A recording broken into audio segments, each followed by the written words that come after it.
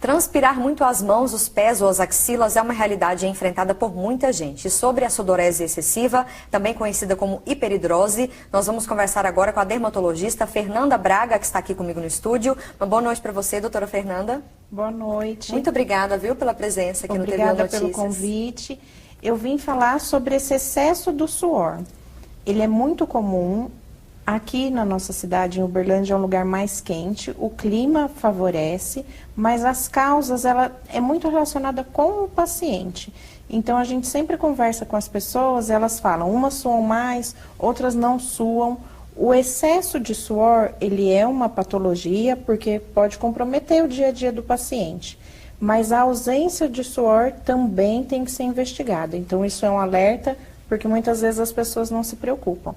Preocupa só com o excesso, né, doutora Fernanda? Exato, elas se preocupam quando suam demais. Então, as duas coisas a gente tem que ter algumas orientações e alguns cuidados. Agora, a hiperidrose, a incidência da hiperidrose é mais no sexo feminino ou no masculino? Existe essa relação? A incidência é igual.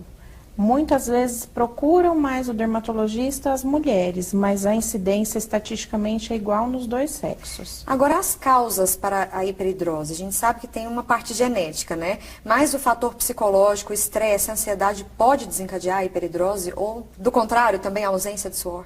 Sim, são as duas coisas. A pessoa ela já tem uma predisposição, então não vai ter hiperidrose uma pessoa que ela fique pensando nisso, não vai desencadear. Ela já tem uma predisposição genética, uma característica do paciente.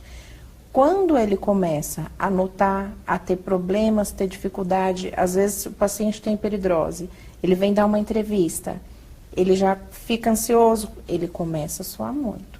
Ele vai fazer uma entrevista de emprego, ele vai em alguma situação de estresse, ele vai suar cada vez mais. O fato de cumprimentar as mãos é uma das coisas que os pacientes mais falam.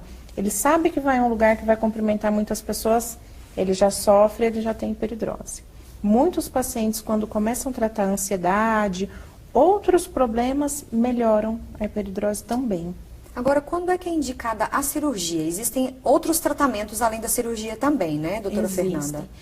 A gente tem sempre que ver com o paciente, como que é a rotina dele, o que esse paciente faz, se ele trabalha, se ele estuda, o local em que ele tem mais sudorese, então isso é uma coisa importante. A cirurgia é muito indicada quando é nas mãos, porque é uma coisa que prejudica o dia a dia do paciente. Então ele tem que passar com uma avaliação de um cirurgião torácico, fazer os exames pré-operatórios e nos casos mais graves indicado a cirurgia. Uma outra forma de avaliar quem precisa da cirurgia é seguir uma escala, um protocolo de tratamento. Então, a gente sempre começa pelo mais fácil, uso de tratamento tópico, com as orientações. Tem tratamento via oral, a gente tem mais de uma droga que o paciente pode tomar. Então, a gente também segue primeiro nessa parte. Tem como fazer uma cirurgia local quando é na axila. A gente consegue retirar as glândulas écrinas, que são do suor, nessa região. A toxina botulínica ajuda muito, principalmente em caso da axila. Mãos e pés também têm um resultado excelente, mas é uma área mais sensível. Então, nas mãos e nos pés, os pacientes sentem um pouquinho mais. Na axila, é um tratamento indolor. Então, a gente sempre tenta seguir essa escala. Faz uma investigação completa, dosa os eletrólitos, a gente vê se o paciente está tendo um real problema, se ele desidrata por suar muito.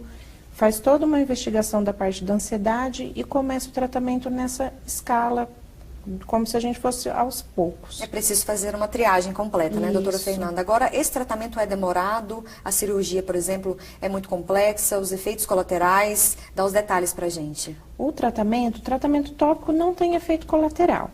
Pode acontecer, a gente usa muito cloreto de alumínio, ele vai ocluir as glândulas do suor e aos poucos a gente consegue diminuir o número de glândulas. Então, se eu fizer uma biópsia, eu vejo que a pessoa ela passa a ter menos glândula só com o uso do produto tópico.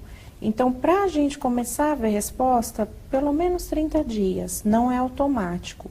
Do tratamento tópico, é importante, a gente sempre orienta muito o paciente, se ele tem problema com o aumento de suor ou se ele também tem queixa do cheiro. Se ele se queixa de bromidrose, que é um odor ruim, a gente vai ter que fazer 2 tratamentos, tá? Então, isso é uma questão que também é importante. Se ele tiver só o cheiro ruim, Não adianta eu dar um remédio para ele não suar, fazer uma cirurgia que o odor vai continuar. Então, isso é importante. Na cirurgia, o efeito é mais rápido, o paciente começa a ter efeito bem no pós-operatório rápido. E quando faz a toxina botulínica, o efeito é em média 15 dias. Com um mês o paciente retorna e a gente consegue fazer um teste para ver as áreas que ele tem o suor ainda. Onde ele ainda tem, a gente repete a aplicação. Tá certo, conversei com a doutora Fernanda Braga, dermatologista, que tirou as nossas dúvidas aqui no estúdio sobre hiperidrose. Muito obrigada pela sua entrevista. Obrigada.